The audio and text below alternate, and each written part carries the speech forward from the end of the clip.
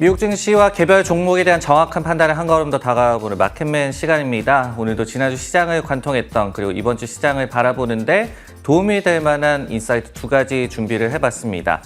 첫 번째로 시장과 관련한 좀 흥미로운 보고서가 나와서 내용을 한번 살펴보고자 합니다. JP모건에서 낸 보고서 내용인데요.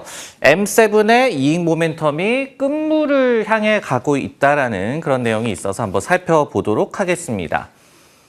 4분기 어닝 시즌이 좀 마무리 단계로 접어들고 있는데요. 지금 S&P 500 기업들의 한 70~80% 정도가 실적 발표를 완료한 상태입니다. 미국 기업들의 이 전년 대비 EPS가 11% 정도 성장을 하면서 기대 이상, 그러니까 컨센서스 대비해서 양호한 실적이 나와주고 있는 그런 상황입니다. 다만 주가 반응은 좀 뜨뜻미지근한 그런 상황인데요. 컨센서스를 상회한 실적 발표 기업들의 당일 주가가 좀 시장 전체를 언더퍼폼하는 모습들이 평균적으로 나와주고 있고요. 반면에 컨센서스를 미스한 기업들 같은 경우에는 아주 가혹한 주가 반응이 나오고 있다라고 내용을 또 주목을 해볼 수가 있을 것 같습니다.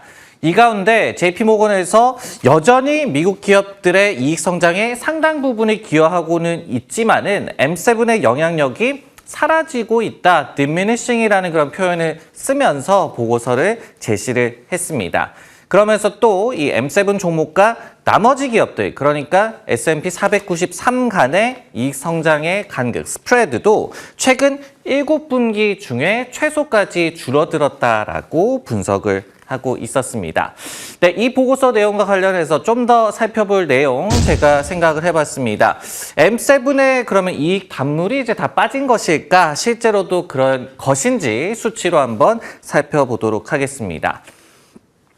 물론 이제 지난해 4분기 실적을 봤을 때 이익 성장 전체로 봤을 때 M7에 대한 의존도가 줄어든 것은 사실입니다. 하지만은 첫 번째로 저희가 기억할 내용은 이 같은 부분이 전체 시장의 입장에서는 긍정적일 수가 있을 것이다라는 생각을 좀 해봐야 될 것 같습니다.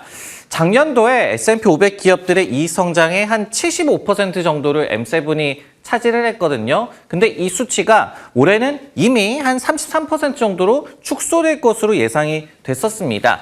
그런 가운데 S&P 500 기업들의 전체 이익 성장률, 올해 같은 경우에는 15% 정도로 작년에 9.5% 대비해서 오히려 가속화될 것으로 예상이 되고 있거든요. 즉, M7 외 종목들의 이익 성장이 더욱더 시장 전체의 이익 성장을 이끌 것이다라고 예상이 됐었는데 이번 4분기 실적 시즌에서 이 같은 내용을 일부는 좀 입증을 해냈다라고 일단은 생각을 해볼 수가 있을 것 같습니다. 그럼 M7은 어땠을까? 지난해 3분기에 M7 기업들의 EPS 증가율이 33%였는데요. 근데 이 수치가 4분기에는 굉장히 좀 둔화할 것으로 21%까지 떨어질 것으로 예상이 됐었습니다. 하지만 실제는요, 이 단순 평균을 한번 내봤더니 M7 기업들, 특히 이제 메타가 EPS가 전년 대비해서 약 한 50% 정도 급성장한 것을 비롯해서 한 34에서 35% 정도의 이 이익 성장이 여전히 좀 나아주고 있었다라고 생각을 해볼 수가 있을 것 같습니다. 결론을 내보자면요. M7에 대해서 의존도가 낮아지는 것은 사실입니다. 하지만은 정작 이 M7의 이익 모멘텀은 꺼지지는 않은 상황이고요. 그리고 M7 외 종목들의 이익 성장이 가속화되는 것은 시장 입장에서도 긍정적이다라고 정리를 해볼 수가 있을 것 같습니다. 하지만은 한 가지 마지막으로 생각해 볼 내용은 있습니다. 시장이 좀 어려워질수록 M7에 대한 경계는 높아질 필요가 있을 것이기 때문에 비중 조절이 필요하다라는 그런 내용들이 지금 좀 나와주고 있다는 점도 주목을 해봐야 될 것 같습니다. 예를 들어서 전설적인 헤지펀드 매니저죠. 스탠리 드러켄밀러 같은 경우에 최근에 이렇게 계속 얘기를 하고 있습니다. 올해 증시가 쉽지 않다. 쉬운 이익을 기대하는 투자자들은 특히 조심해야 한다라고 얘기를 하고 있는데요. 실제로 최근에 이제 30F, 그러니까 이 헤지펀드들의 미국 주식 포트폴리오 공시 내용이 공개가 됐죠. 이 드러켄밀러의 듀케인 오피스 같은 경우에 4분기에 미국 주식의 좀 포트폴리오 변동이 있었는데요. 보면은 마이크로소프트라든지 브로드컴 같은 AI주를 전량 매도를 했습니다. 그러면서 오히려 항공주를 매수하는 그런 모습들이 나왔어요. 여기에 더해서 브릿지워터, 이 전설적인 투자자 레이 달리오에서 이제 다른 투자자가 좀 이끌고 있는 그런 헤지펀드인데요. 브릿지워터도 꾸준하게 AI 관련주가 좋다라고 얘기는 하고 있지만은 실제로 포트폴리오에서는 AI 관련주를 축소하고 있습니다. 즉, 증시가 좀 요동을 치는 그런 관계 속에서는 M7 종목에 대한 경계감이 높아질 수 있다는 점까지 기억을 하시면 좋을 것 같습니다. 네, 이렇게 시장과 관련한 내용 좀 살펴봤고요. 이번에는 개별 종목과 관련한 인사이트 한번 분석을 해보도록 하겠습니다.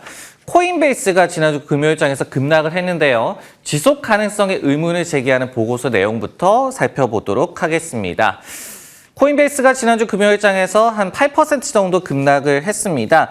근데 전일장 마감 이후에 분기이익이 전년 대비 158% 성장했다는 내용을 포함해서 실적이 컨센서스를 대폭 좀 비트를 했습니다.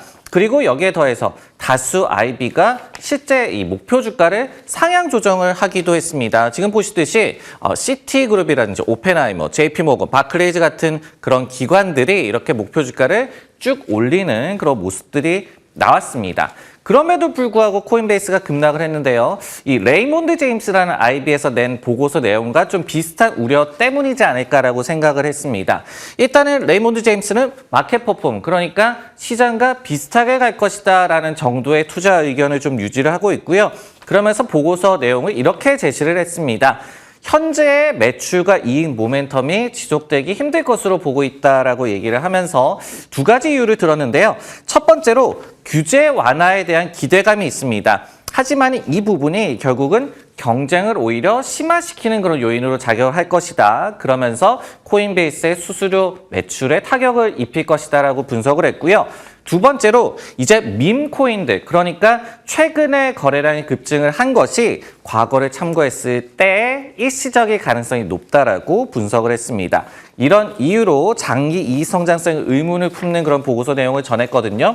이런 부분들이 작용을 하면서 코인베이스의 주가가 급락을 하고 말았습니다. 네, 이 같은 분석 내용에 대해서 한 발짝 더 생각을 해보면요. 명과 암이 있었느냐, 코인베이스 실적을 어떻게 볼까에 대해서 좀 더 살펴볼 필요가 있을 것 같습니다. 시장 반응을 좀 정리를 해보면요. 실적 발표 전에 정규장에서 급등을 했다가 발표 후에 다음 날에 급락했다라고 생각이 드는데요. 명과 암을 분명히 좀 노출했다라고 생각을 해볼 수가 있을 것 같습니다. 첫 번째로 명, 그러니까 밝은 부분을 좀 생각을 해보면요. 작년 4분기에 일반 소비자 트레이딩 수수료로부터 13억 달러의 수익이 났습니다. 그러면서 전체 매출의 60%를 차지하는 이 호실적이 나아졌고요. 여기에 더해서 기관 수수료 같은 경우에는 거의 3배가 성장을 했습니다. 실제로 고속 실적 성장이 나왔다라고 볼 수가 있을 것 같은데요. 두 번째로 암, 그러니까 좀 나쁜 부분을 좀 살펴보면요. 역시 지속 가능성을 좀 꼽아볼 수가 있을 것 같습니다. 이 코인베이스가 작년 4분기 실적을 발표를 하면서 올해 1분기 2월 11일까지 트레이딩을 통한 매출이 한 7억 5천만 달러 정도 발생을 하고 있다라고 발표를 했습니다. 하지만은 이 추세대로 간다라고 한다면요. 전 분기 대비해서는 보합 수준의 성장이 그칠 것으로 좀 예상이 되고 있고요. 즉, 트럼프 광풍에 따른 일시적인 실적 호조 가능성도 저희가 충분히 좀 염두를 해봐야 될 것 같습니다.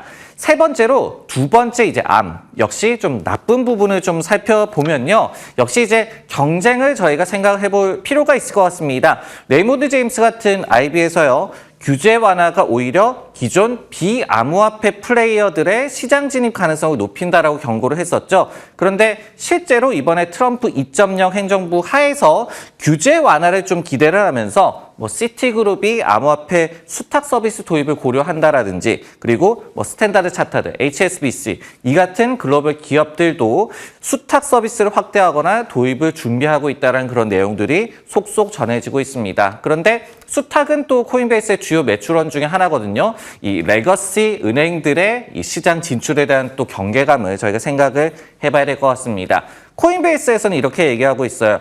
기존 대형 은행들과 우리도 협력하겠다라고 강조를 하고는 있지만은 규제 완화가 오히려 진입 장벽을 완화시키는 그런 요소로 작용할 가능성까지 좀 살펴보시면 좋을 것 같습니다. 네, 마켓맨 오늘 준비한 내용 여기까지고요. 저는 다음 주에 다시 돌아오겠습니다.